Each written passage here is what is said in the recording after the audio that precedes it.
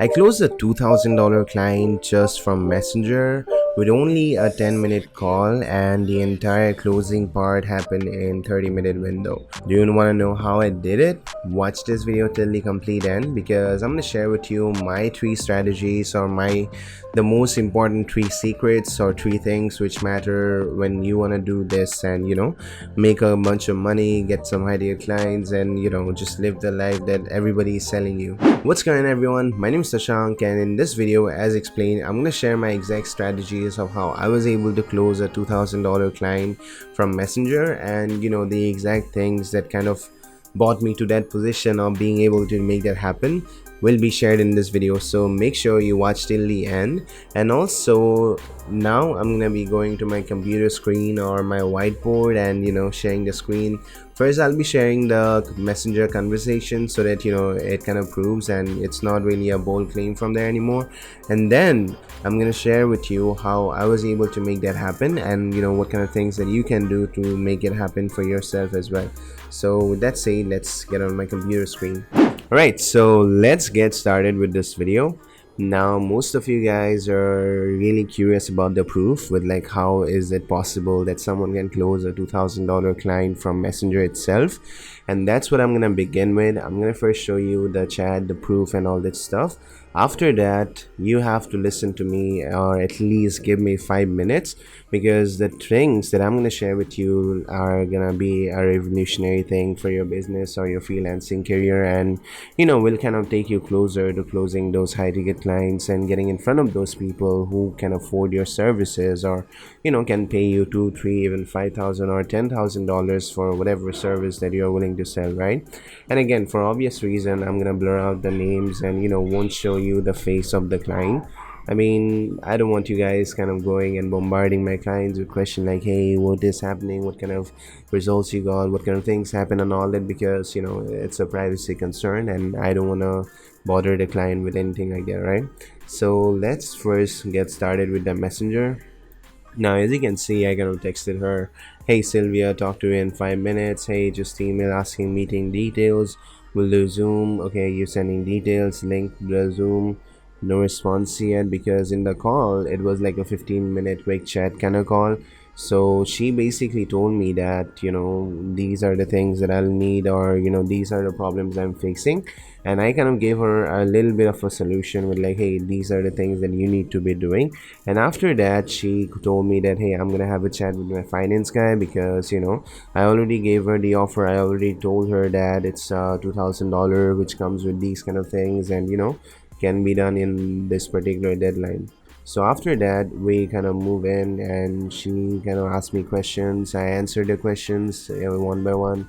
I did this, we can do that, but can promise delivery in 3 days.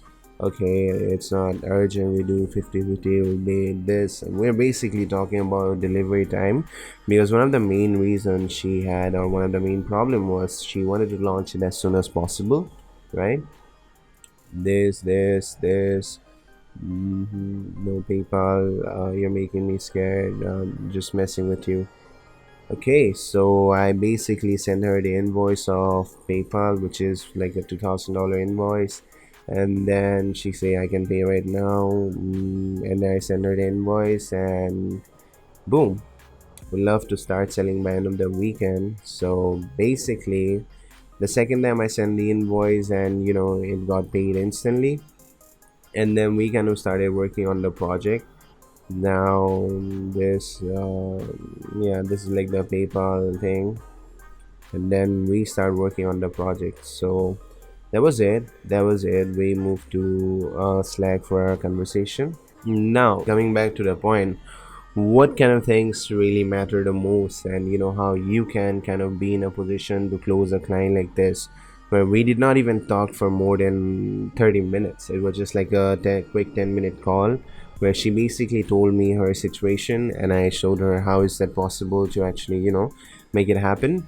And boom, like from there on, you just saw the conversation, invoice, then a few questions before that, and it just got paid. Now, a quick disclaimer: for all the things that I am sharing out here in this video, keep in mind, she had a different perspective of me. It wasn't a cold DM.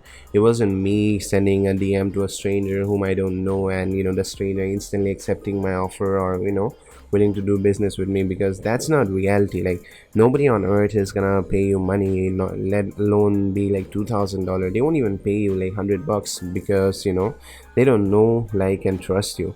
So those key factors, which kind of builds you and presents you as an authority, is what makes you different, or is what makes you stand out from the crowd of other people who are trying to do the same with their business, or trying to get high ticket clients, because it's really cool to close these type of people and work with them.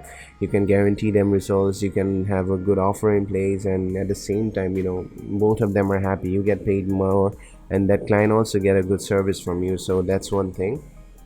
And yeah, with that said, I'm gonna shift my screen to my iPad. We're gonna go over there. I'm gonna lay out the three principles, or the three main things that you need to have in place to close a client like this, right?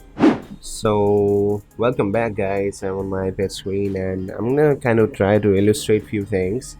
It might be really bad, it might be terrible, but hey, we're just trying to get the point across, right? So the first one is your personal brand. The second thing that you really need to cover the most, is really important, is about building an authority in a particular community. Sorry for the handwriting again. And the third one is actually nurturing your audience with content. Now, for personal brand, I'll be using PB. For authority, I'll be using A. And for nurturing, or the third point, I'll be using the term NC, or content, nurturing with content, basically, right? Now let's start with personal brand. How do you build and set up a personal brand in any kind of Facebook group, or LinkedIn? The very first thing you gotta understand is, this is your current situation where you are nobody, and this is where you want to be, where whenever someone asks for a funnel guy, asks for a Facebook marketer, there'll be so many people just kind of recommending you, because they feel like you are the best person who can get this job done real quick. So to get that happen, you have to be this person, and you have to accept yourself as who you are, in what kind of situation you're in, and kind of map out a plan to actually grow from there. And what do I mean by mapping out a plan? Let it be a content strategy, let it be a DMing strategy, let it be you kind of talking or trying to start a conversation with stranger. That's how, when you get seen by more people, you take one step ahead of kind of building up your personal brand. In my case, when I was getting started in my own agency, the only thing I really focused on is kind of building up Sashang Datta as the funnel builder, or as the funnel guy who knew everything about funnels, and can build funnels to instantly, like, really great offer, great funnels, and all that stuff. So what I did at that point in Facebook especially, was kind of started as like the funnel designer, who would constantly post content about funnel design, how design can actually increase your conversion, how to craft great offer, how to do this, how to build killers landing pages, what kind of ad strategies you need to have, and how to actually approach the market and have a successful funnel. Because that's what I did, and most of my audience came from this one funnel away challenge. And all these people who were in that particular niche, or that particular group, they were complete beginners who did not know anything about funnels. And I was the guy who was constantly creating content that's geared towards the education side of funnels, and that's what kind of made me the funnel guy, or may helped me build up that personal brand. Coming to the second point, building up this authority. The moment you have your personal brand, and when you start posting content regarding your specific niche, is when you build up an authority. Now keep one thing in mind, your authority is the most important part in anything, basically, because when you have your authority set up properly, that's the point when everybody out there, every freaking guy or person out there, is gonna start recommending you. And when that recommendation cycle happens, You become the solid guy whose name will be seen every freaking where, and whenever someone needs a funnel, you'll be the first one that people are gonna recommend or people are gonna DM. Because when the social factor comes in, when we start building the social factor, you just supercharge your lead generation part or lead generation model, because it's the same factor which happens in a crowded restaurant. Let's say this is a place where which serves, I don't know, street food, and this is another place which does the same. If there are more people out here in this particular restaurant, we have this subconscious feeling that it's a good place. That's why a lot of people are there. And if there's nobody in here, nobody is kind of eating here, then it's a sign that it's a bad place and we should not be eating there. That's the same approach, or that's the same psychological factor which happens when people start recommending you and you become the authority in your particular field.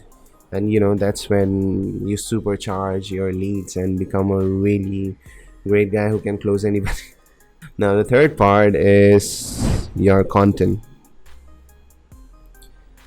I'm trying to go really fast in this video because I don't want this video to be 30-40 minutes long, because all these things are really deep and one can actually keep on talking about it for a long time. It's in depth.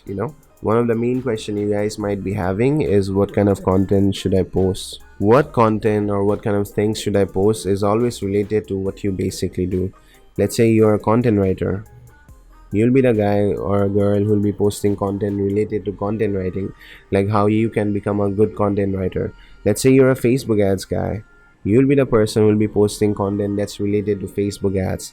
When I say related to Facebook ad, I usually mean content which kind of educates your audience on what needs to be done with Facebook ads, how to tackle the iOS 14 update, how to do email marketing, how to integrate all these different multi-channel marketing into Facebook and have a profitable campaign.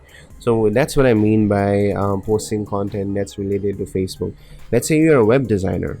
Your content is gonna be geared towards SEO, web design, creating good landing page experience, creating great offers, creating great color scheme, branding, all that stuff. So whatever you do, your content should always be geared towards that. And one thing that I really find it useful when you're trying to do content marketing is having the factor of your own personal story indulge into the content. Let's say you went out on a trip to Vegas, or let's say you went to Goa, right? And if you start creating content, or at least one or two posts every other month talking about your personal side of experience, like how was the trip, what kind of new things you explore, why it was so different, and all that stuff, you're gonna have a higher chance of succeeding in the next post, where you'll be talking about your particular domain or your particular niche. And that's how you should think about content marketing. In a nutshell, this is you, and people are there to know more about you. Like, they only care about you, they don't care about like Facebook ads, you know web design, all that stuff, because that's, we're talking about Facebook, right? Facebook is a place where you know people want to know people more.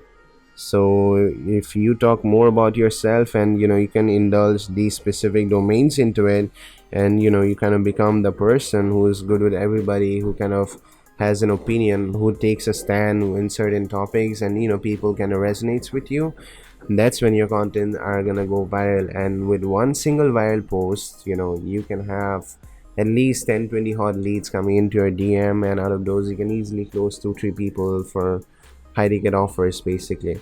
And that's exactly what happened in my case. So this lady that I just messaged and kind of showed you the conversation of how I was able to close her, was because I was the authority figure in a Facebook group called ClickFunnels Community. So everybody knew me, everybody knew what kind of person I was, and thought that I was the funnel expert. So when she made a hiring post where she said, hey, I'm looking for a funnel builder to do this is the Facebook post, okay? And people started recommending me. There was 5 to 10 people who recommended me, and then she told me in a comment that, hey, send me a DM. I sent her a DM, and boom, you know how it went from there, right? So hope this video actually helped you, and it kind of gave you a clarity on what needs to be done. So if you really enjoy content like this where I talk about marketing funnels and basically getting high ticket clients and also a bit of my story, do make sure you like and subscribe to this channel. If possible, share this video with people, with your friends, because I only have like, I don't know, 150 subscribers. It's gonna help a lot, right? So take care, guys.